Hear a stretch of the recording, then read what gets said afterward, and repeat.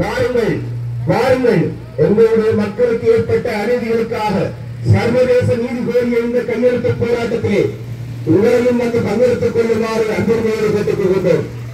எங்களுடைய மண்ணிலே சிறுவர்கள், குழந்தைகள், பெண்கள் என செய்யப்பட்டு புதைக்கப்பட்ட அந்த மனித புதைகுகளுக்காக வடக்கு கிழக்கு மண்ணிலே உள்ள அனைத்து புதைகுகளுக்குமாக நடைபெற்ற இனப்படுகொலைக்காக சர்வதேச நீதி விசாரணை கோரிய இந்த போராட்டத்திலே ஒரு நிமிட நேரத்தை ஒதுக்கி உங்களையும் வந்து இந்த போராட்டத்திலே பங்கெடுத்துக் கொள்ளுமாறு உங்களை அன்புரிமையோடு கேட்டுக் கொள்கின்றோம். அன்பான உறவுகளே, உங்களுடைய உறவுகள் செய்யப்பட்டு மண்ணிலே புதைக்கப்பட்ட அந்த அநீதிக்காக நீதி கோரிய இந்த போராட்டத்திலே உங்களையும் பங்கெடுத்துக் கொள்ளுமாறு கேட்டுக் கொள்கின்றோம். வெற்றி என்கிற ஒன்றை மட்டுமே பெற்று வந்திருக்கக்கூடிய மூத்த தலைவர் தர்மலிங்கம் அவர்களை பற்றி, யுத்தத்தின் விளைவுகள் என்ன மோசமாக இருந்தன, யுத்தத்தின் விளைவுகள் கல்வியை எவ்வாறு பாதித்தது, யுத்தத்தின் விளைவுகள் அரசியலை எவ்வாறு பாதித்தது, தமிழ் மக்கள் தங்களுடைய தமிழ் தேசிய உணவை விட்டுவிட்டார்கள் என்ற ஒரு எண்ணப்பாட்டுக்கு வருகிறார்கள் எப்படி என்று பார்த்தால், வடகிழக்கிலே இருந்து தெரிவு செய்யப்பட்ட உறுப்பினர்களில் 8 பேர்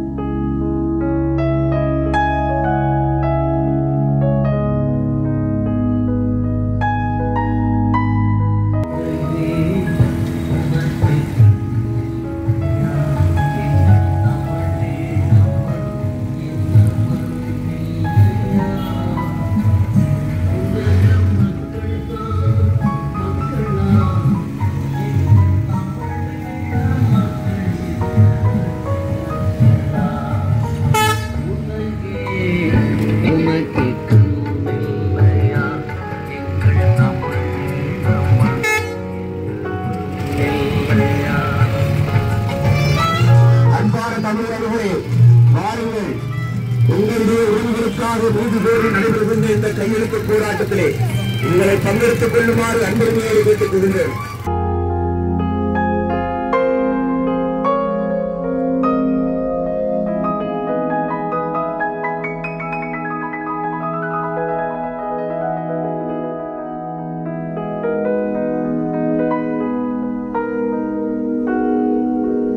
தமிழர் தாயகத்தில் வியாபித்து கிடக்கின்ற மனித புதைகுழிகளுக்கு சர்வதேச விசாரணை கோரி தமிழர் பகுதிகளெங்கும் மாபெரும் கையெழுத்து போராட்டம் நடைபெற்று வருகின்றது.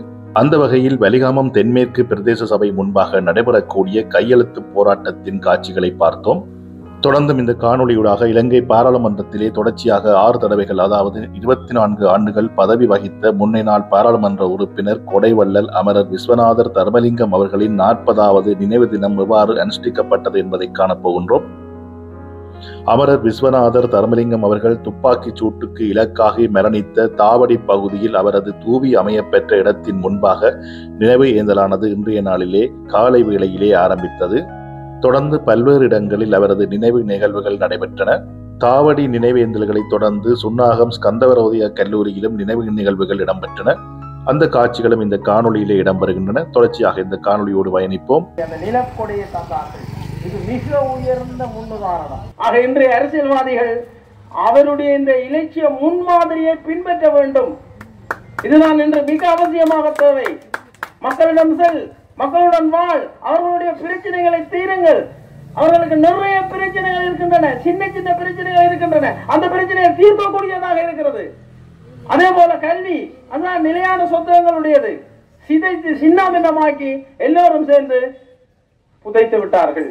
ஆக ஒரு மிக கேவலமான ஒரு அடிமை இனத்தினுடைய பிரதிபலிப்புகளாக நாங்கள் இருக்கின்றோம். ஒரு அடிமை இனத்தினுடைய பிரதிபலிப்புகளை எங்களுடைய சமூகத்தில் நடக்கின்ற இந்த கலாச்சார சீரழிவு, வாழ்வெட்டுக்கள், சண்டை, பிரச்சனை, ஒற்றுமை இல்லை, மனிதத்துவம் இல்லை, கோயிலில் வாழ்வெட்டு ஆக உலகத்திலே ஒரு கேவலமான இனமாக இன்று வந்ததற்கு காரணங்கள் பல இருக்கின்றன.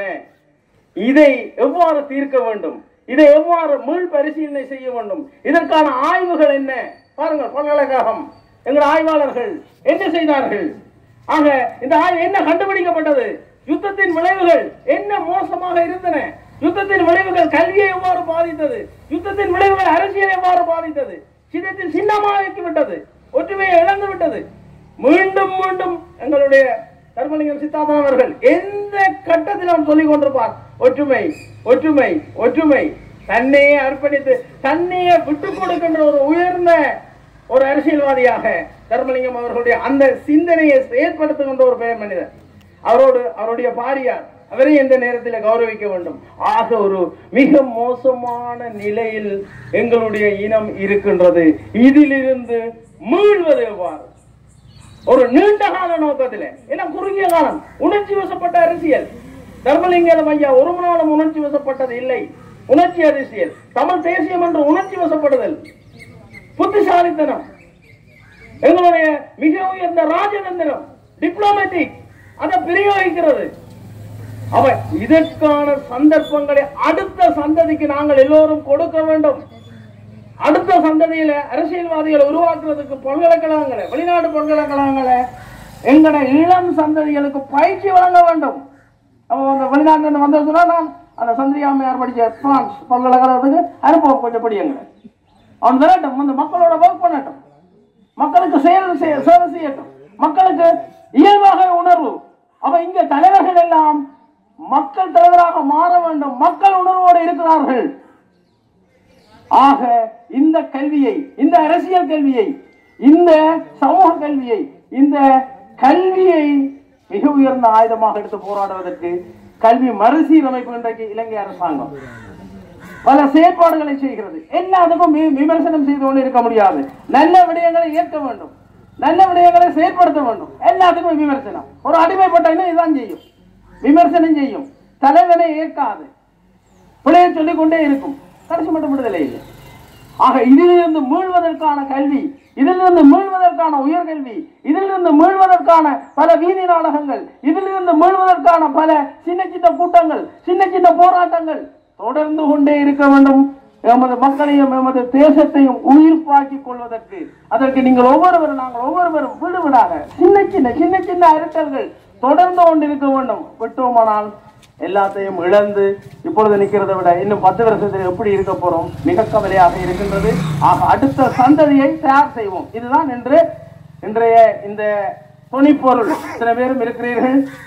இவ்வளவு செய்த பெருமகனார் அவருடைய இந்த 40வது சிரார்த்த தினத்தில் நாங்கள் எங்களுடைய தேச விடுதலை பெறுவதற்கு ராஜதந்திரத்தையும் அதே போல தந்திரோபாயத்தையும் புத்திசாலித்தனத்தையும் பயன்படுத்தி ஒரு நீண்ட கால அபிவிருத்தி நோக்கி இன்னும் 25 வருஷத்துல என்ன செய்யலாம், இன்னும் 50 வருஷத்துல எப்படி இருக்கும் யாழ்ப்பாணம், அது நமது மண், நமது தேசம், அதை கட்டி எழுப்புவதற்கு ஒவ்வொருவரும் உணர்வு பூர்வமாக செயலாற்றுவோம். அதற்கு நமது கல்வியை கட்டி அதை வளர்ப்பதற்கான செயற்பாடுகளை செய்வோம். ஆக எங்களுடைய பல்கலைக்கழகங்களை மேலும் சமூகத்தோடு இணைப்போம். அது இந்த புதிய கல்வி சீர்திருத்தத்தினூடாக மாணவர்களுக்கு பாடசாலையில உணர்வு பூர்வமான கல்வி, ஒற்றுமையுடன் கூடிய கல்வி, செயற்பாட்டுடன் கூடிய கல்வி. அப்ப வெளிநாட்டுல நீங்க பாத்தீங்கன்னா பிள்ளைகள் எல்லாம் விரும்பி பாடசாலைக்கு ஓடும். தங்கள் அப்பா அம்மாவை விட ஆசிரியர்கள மிக விருப்பம். அமெரிக்காவிலையா, ஜெர்மன்லையா, பிரான்ஸ்லயா, சைனாவிலையா. இங்க இந்த நிலையை மாற்றுவதற்கு இலங்கையில பல செயற்பாடுகள் மேற்கொள்ளப்பட்டிருக்கிறது. அதற்கு நாங்கள் எல்லோரும் உதவி செய்து ஒரு மிக பெரிய ஒரு தேச விடுதலை செய்வதற்கான சின்ன சின்ன அரட்டல்களை செய்வதற்கு சந்தர்ப்பங்களை நாங்கள் தான் உருவாக்க வேண்டும். அப்ப சந்தர்ப்பம் பெறும் என்று பார்த்து கொண்டிருக்க முடியாது. நாங்கள் சந்தர்ப்பங்களை உருவாக்க வேண்டும். அப்ப இந்த சந்தர்ப்பம், அப்ப சவால்களை சந்தர்ப்பமாக்குதல், சவால்களை சாதனையாக்குதல். அப்படியான இனமா நாங்கள். எந்த பெரியவர்கள், இவ்வளவு பெரிய கல்விமான்கள் உலகம் முழுக்க 40 நாடுகள்ல எந்த பெரிய அறிவாளிகள் இருக்கிறார்கள். இன்னும் அவர்களை சரியாக இங்கே கொண்டு வந்து செயற்பட முடியாத ஒரு அடிமை மூளை யாழ்ப்பாண பல்கலைக்கழகத்தை கணக்கு சேவை செய்ய தயாராக கொண்டு வர்றதுக்கு எங்களுடைய மூளை, எங்களுடைய மனம், சாஃப்ட் ஸ்கில்ஸ், மேந்திரங்கள், ஒரு அசம்பந்த போக்கு ஆக மிகப்பெரிய சமூக விடுதலை அடைய வேண்டும்.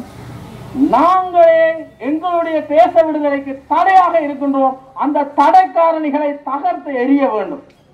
ஆக சிறந்த சந்தர்ப்பங்களை ஏற்படுத்தி நமது தேசத்தை அடுத்த சந்ததியை கொடுக்கிறதுக்கும் அடுத்த சந்ததியை தயார்படுத்துறதுக்கும் நாங்கள் எல்லோரும் இந்த மிக உயர்ந்த பெரும் சேவையாளர், மிக உயர்ந்த தொற்கொடையாளி, தன்னையே இந்த மண்ணுக்கு அர்ப்பணித்த பெருமகனார், மிக உயர்ந்த கௌரவ விஸ்வநாதர் தர்மலிங்கம் அவர்களுடைய இந்த நினைவு பேர்களிலே நாங்கள் ஒரு சத்தியபிரமாணம் எடுத்துக்கொள்வோம். இந்த வகையில் இந்த சந்தர்ப்பத்தை தந்த உங்கள் அனைவருக்கும் நன்றியை கூடி விரும்புகிறேன். நன்றி, வணக்கம். வெற்றி என்கிற ஒன்றை மட்டுமே பெற்று வந்திருக்கக்கூடிய மூத்த தலைவர் தர்மலிங்கம் அவர்களை பற்றி, அவர்களுடைய அந்த கடந்த கால வரலாறுகள் எப்படியாக நிகழ்காலத்தில் படிப்பினையாக இருக்கிறது என்பது பற்றி மிக சிறப்பான முறையிலே திட்டமிட்டு தயாரிக்கப்பட்ட ஒரு பேருரையை இந்த இடத்திலே ஆற்றி அமர்ந்திருக்கக்கூடிய எங்களுடைய சிரேஷ்ட விரிவுரையாளர் கலாநிதி தனபாலன் அவர்களுக்கு எங்களுடைய நன்றிகள். அவர் தன்னுடைய அந்த பேருரையை இன்றைக்கு ஒரு புத்தகமாகவே வடிவமைத்திருக்கிறார். அந்த புத்தகத்தை ஒவ்வொருவரும் அரசியலில் இருக்கக்கூடிய எங்களை போன்றவர்கள் மாத்திரமல்ல, சாதாரணமாக தங்களுடைய வாழ்க்கையை கொண்டு நடத்தக்கூடிய அனைவருக்குமே ஒரு பாடமான ஒரு புத்தகமாக அது இருக்கிறது. அந்த அடிப்படையில் இப்பொழுது அந்த புத்தகத்தை வெளியீடு செய்து வைக்கிற அந்த நிகழ்வு இருக்கிறது. அந்த புத்தகத்தை, இந்த நினைவு பேருரையை ஆற்றி இருக்கக்கூடிய அந்த புத்தகத்தை உருவாக்கி இருக்கக்கூடிய எங்களுடைய கலாநிதி தனபாலன் சார் அவர்கள் இந்த இடத்திலே வெளியிட்டு வைப்பார்கள். அதை எங்களுடைய முன்னாள் நாடாளுமன்ற உறுப்பினர் சித்தார்த்தனன் அவர்கள் இப்பொழுது பெற்றுக்கொள்வார்கள். அதே போல வலிகாமம் கிழக்கு பிரதேச சபையினுடைய தலைவர் நிரோஷ் அவர்கள், இங்கே வவுனியாவில் இருந்து இங்கே வருகை தந்திருக்கக்கூடிய வவுனியா மாநகர சபையினுடைய கௌரவ தலைவர் காண்டீவன் அவர்கள், இங்கே பிரதேச சபையினுடைய இந்த பிரதேச சபையினுடைய பிரதி தலைவர் உதயன் அவர்கள், அதேபோல் சாவச்சேரி நகர சபையினுடைய பிரதி முதல்வர் கிஷோர் அவர்கள், இங்கே பல பிரதேச சபை உறுப்பினர்கள் இங்கே இந்த இடத்திலே கலந்து கொண்டிருக்கிறார்கள் என்றாலும் கூட இந்த பிரதேசத்தை மையப்படுத்திய பிரதேச சபையினுடைய உறுப்பினர்களாக, அதற்கு முன்னதாக சாவச்சேரி பிரதேச சபையினுடைய கௌரவ உறுப்பினர் முன்னாள் பிரதேச சபையினுடைய பிரதி தலைவர் மயூரன் அவர்கள், இந்த இடத்திலே பல பிரதேச கௌரவ உறுப்பினர்கள் இந்த இடத்திலே கலந்து கொண்டிருக்கிறீர்கள். நீங்கள் ஒவ்வொருவரும் இங்கே வருகை தந்த புத்தகங்களை பெற்றுக்கொள்ள வேண்டும். அதற்கு முன்னதாக இந்த பிரதேசத்தை மையப்படுத்தி இருக்கக்கூடிய பிரதேச சபையினுடைய உறுப்பினர்களாக இருக்கக்கூடிய கௌரவ பிரதீபன் அவர்கள், அதே போல திருமதி டேலசா சமல் அவர்கள், இந்த புத்தகங்கள் வேண்டியிருக்கக்கூடிய பிரதேச சபையினுடைய கௌரவ உறுப்பினர்கள், முன்னாள் உறுப்பினர்கள் மாத்திரமல்ல, இங்கே கலந்து கொண்டிருக்கக்கூடிய அன்னாருடைய விசுவாசிகள், இந்த அரசியல் ரீதியான விடயங்களை அறிய ஆவலாக இருக்கக்கூடிய எல்லோரையும் இந்த இடத்திலே நாங்கள் அழைத்திருக்கிறோம். நன்றி.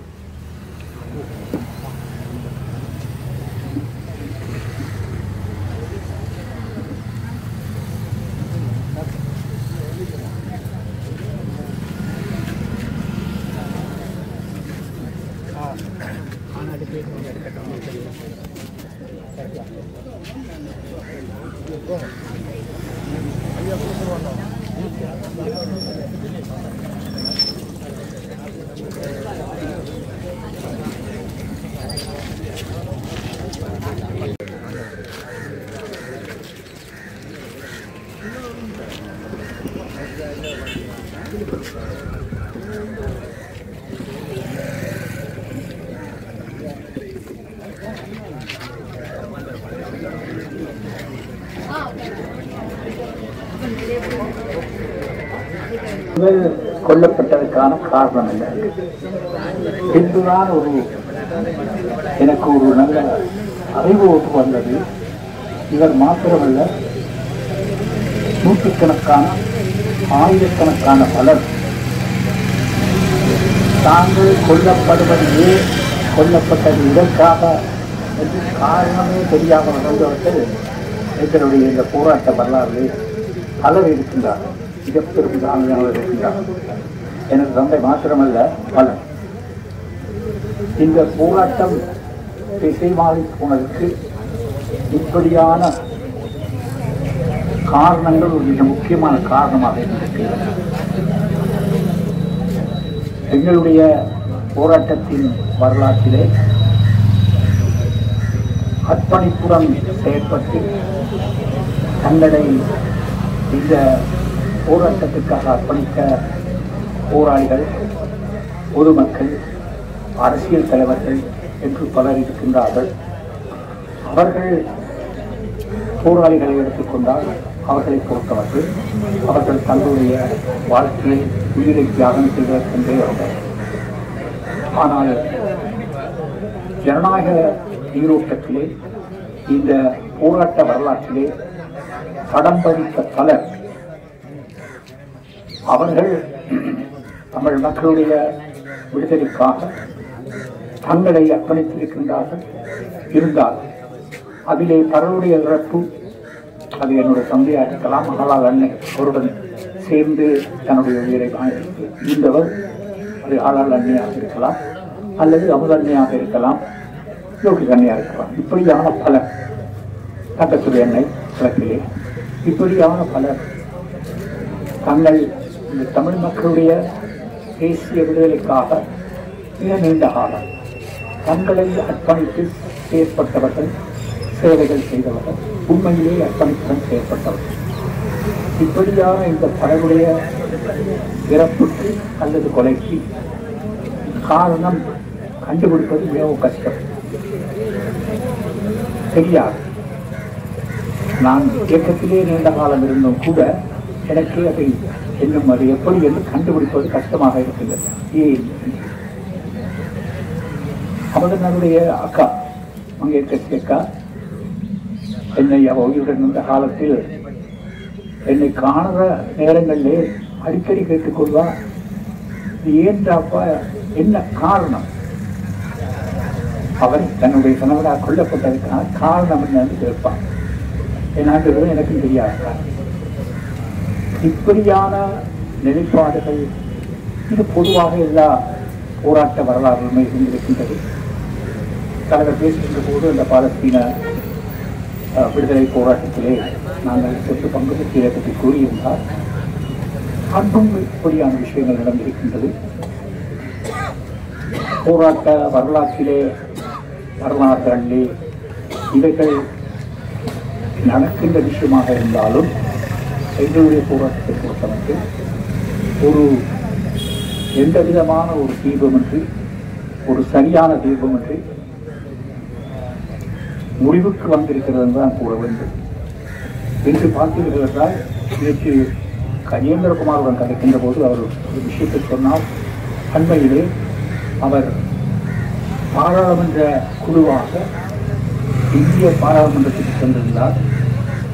இந்திய பாராளுமன்றத்தில் இருக்கக்கூடிய பாராளுமன்ற உறுப்பினர்கள் தலைவர்கள் கூட தமிழ் மக்கள் தங்களுடைய தமிழ் தேசிய உணவை விட்டுவிட்டார்கள் என்ற ஒரு எண்ணப்பாட்டுக்கு வருகிறார்கள். எப்படி என்று பார்த்தால், வடகிழக்கிலே இருந்து தெரிவு செய்யப்பட்ட உறுப்பினர்களில் 8 பேர் இன்று ஆட்சி செய்கின்ற ஒரு கட்சியைச் சேர்ந்தவர், ஏபிபி கட்சியைச் சேர்ந்தவர்கள்.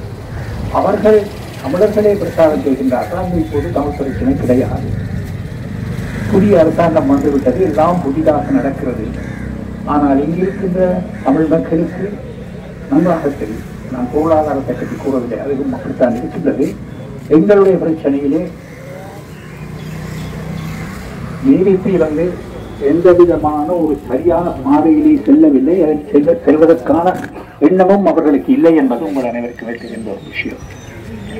இவர்கள் இந்த பாராளுமன்ற உறுப்பினர்கள், தமிழ் பாராளுமன்ற உறுப்பினர்கள் தெரிவு செய்யப்பட்டதை உலகம் முழுக்க ஒரு பிரச்சாரமாக தமிழ் மக்களுடைய பிரச்சனைகள் தீர்க்கப்பட்டு விட்டன, அல்லது ஏவிபி அரசை தமிழ் மக்கள் முழுமையாக நம்பிய காரணத்தினால்தான் தங்களுக்கு வாக்களிக்கின்றார்கள் என்ற பிரசாரத்துக்கு மாத்திரம்தான் இந்த தமிழ் பாராளுமன்ற உறுப்பினர்களுடைய பிரசன்னம் பாராளுமன்றத்தில் என்றால் அரசியலில் என்றால் இன்று இருக்கின்றது என்பதை எனக்கு தெரியவில்லை. எவ்வளவு வீதம் தமிழ் மக்கள் உணர்ந்திருக்கின்றார்கள், தாங்கள் விட்ட தவறை எவ்வளவு தூரம் உணர்ந்திருக்கின்றார்கள் என்பது எனக்கு தெரியவில்லை.